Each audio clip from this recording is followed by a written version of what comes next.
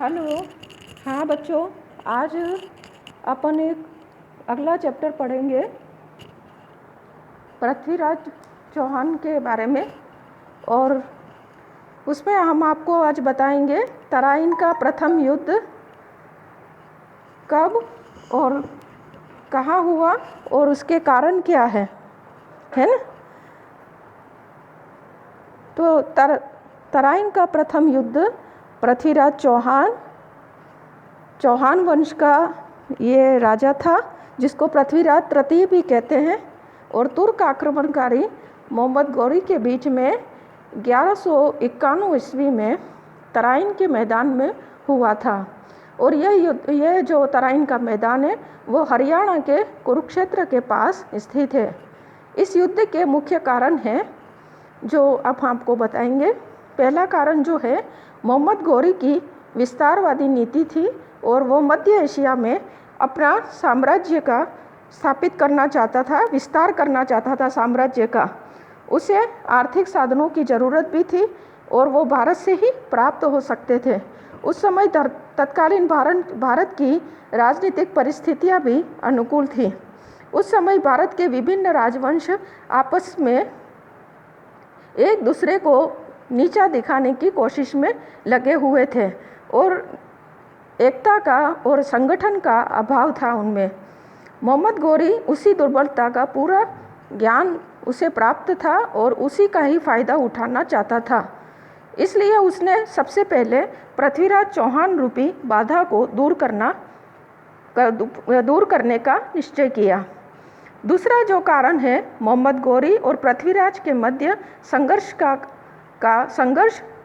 दोनों की धार्मिक कट्टरता थी, क्योंकि दोनों अलग अलग धर्म को मानने वाले थे।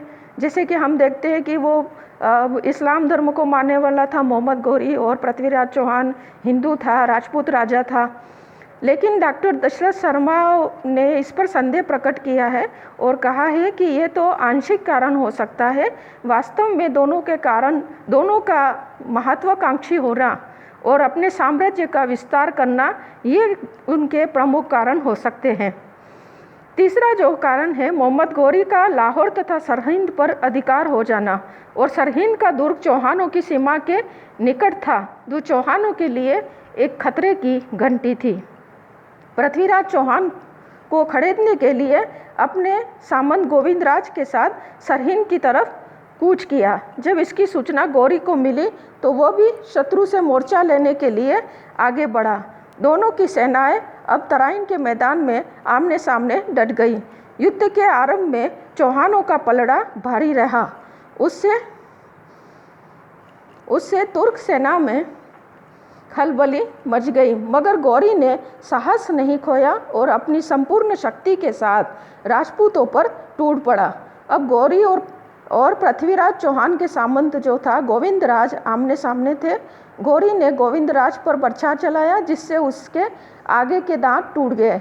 इसी तरह से पृथ्वीराज के सामंत गोविंदराज ने कटार से गौरी को घायल कर दिया। इससे गौरी घोड़े से गिर गया और तुर्क सेना में खलबली मच गई।